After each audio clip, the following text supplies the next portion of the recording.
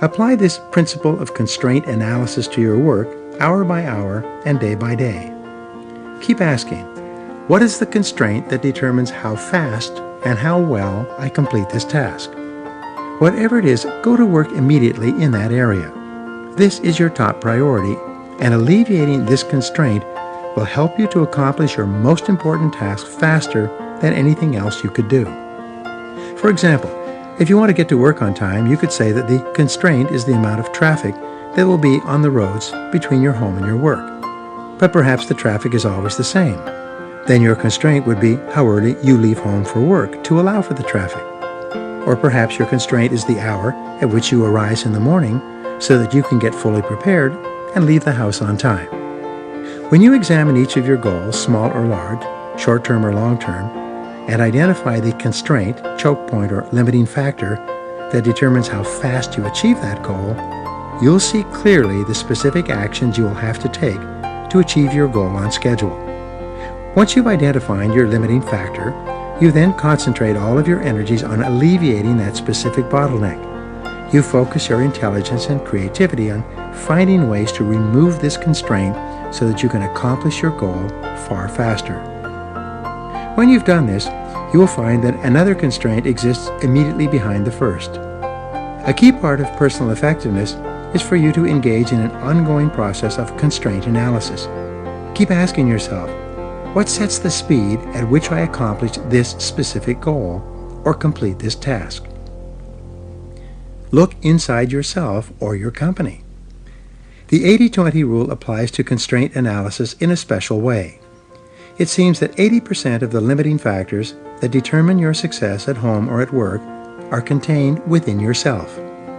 Only 20% are actually contained within the situation, the company, or the environment. This is an important observation.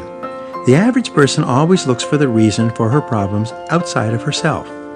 The experienced person, on the other hand, always looks for the reasons inside herself or inside the organization. In most cases, the reasons that you are not achieving your personal goals are because of the lack of a skill, ability, quality, or talent. The problems or frustrations you are experiencing on the outside are almost always a result of some need that you have on the inside. One of my rules is this: to achieve a goal you've never achieved before, you're going to have to develop and master a skill that you've never had before. It may be that to achieve one of your important goals, you're going to have to become a different person. You're going to have to develop skills and qualities that you are currently lacking.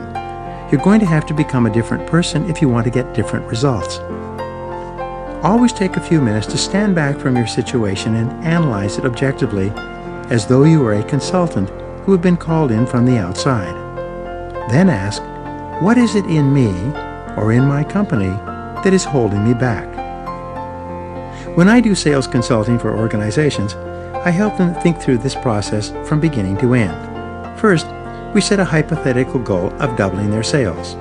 We then ask, what is the limiting factor that determines how quickly you double your sales in this company?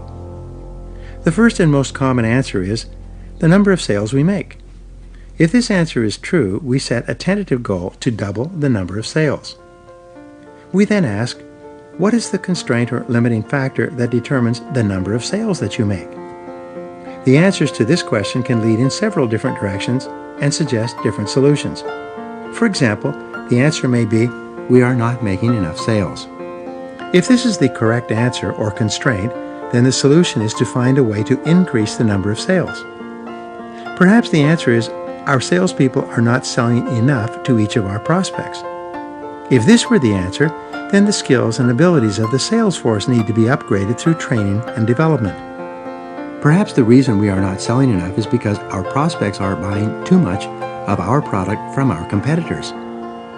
If this is the answer, the solution to alleviating the bottleneck may be to change or upgrade the product or service, to focus on different customers and markets, to develop new products and services, or to use different distribution channels. Perhaps the answer can be rephrased as follows: our customers are not buying enough of our products from us. In this case, the solution is to advertise more effectively, sell more professionally, explain the product to the prospect in a way that makes it more attractive, or to close more assertively. The solution to increasing sales may be to improve the effectiveness of the advertising, or to advertise in a different media. It may be to change the prices and terms of purchase. Perhaps it is to change the size, packaging, or ingredients of the offer. Whatever the answer, the time taken to correctly identify the limiting factor determines the specific actions that will be taken to alleviate that constraint and achieve the desired goal of sales improvement.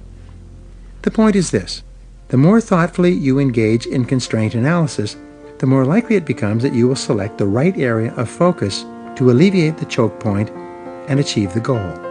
You will set the proper priorities and save yourself an enormous amount of time and money.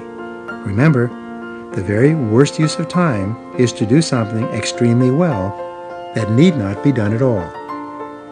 In setting priorities, one of the most important thinking exercises you engage in is to consider the future impact of any action you take. One of the ways to measure the value or importance of a task is to look at what might happen if the task is done or not done. Something that has high potential future impact on your life or work is a task of high priority. Something that will have little or no impact on your future is a task of low priority and value. For example, if you were to read this book on time management and incorporate the very best ideas contained here into your ways of living and working, you could double your productivity, performance, and output. You could accomplish vastly more and be paid at a far higher rate. You could dramatically increase the value of your contribution to your company and become one of the top people in your field. On this basis, reading this book and becoming extremely skilled at time management is a top priority for you because of its long-term future impact. At home, playing with your children and spending time with your family has potential long